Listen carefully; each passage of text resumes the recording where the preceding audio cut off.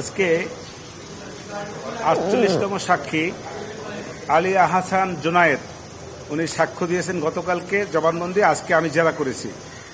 জেরায় বিভিন্ন প্রসঙ্গ এসছে, বিশেষ করে সর্বশেষ দিকে যে আমি প্রশ্নটা করেছি তাকে, সেটা হলো এরকমের যে যতগুলি কর্মসূচি আপনারা ঘোষণা করেছেন, লাইক ৩১ জুলাই গণগ্রেপ্তারের প্রতিবাদে আন্দোলনের অভিমুখে মার্চ ফর জাস্টিস, তারপরে রিমেম্বারিং আওয়ার হিরোজ, তারপরে ১ আগস্ট তারিখকে ৩২ জুলাই হিসেবে গণনা করা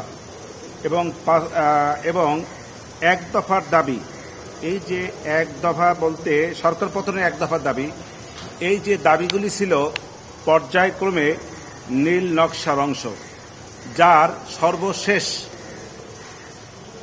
যে বিষয়টা ছিল সেটা হলো এই: একটি বৈধ নির্বাচিত সরকারকে তার ক্ষমতা থেকে পদত্যাগ করানো বা অবৈধভাবে তাকে সরাইয়ে দেওয়ার জন্য যে সমস্ত পরিকল্পনা দীর্ঘদিনের ছিল সেইটিরই বহিঃপ্রকাশ। এবং আজকে যে সাক্ষ্য দিয়েছেন তিনি ছিলেন একজন সংগঠক, উনি সমন্বয়ক ছিলেন না, কিন্তু এই যে আন্দোলন সংগ্রাম ওনারা যারা যে আন্দোলন সংগ্রাম করেছেন এর যে সংগঠক হিসেবে উনি অত্যন্ত মুখ্য ভূমিকা পালন করেছেন।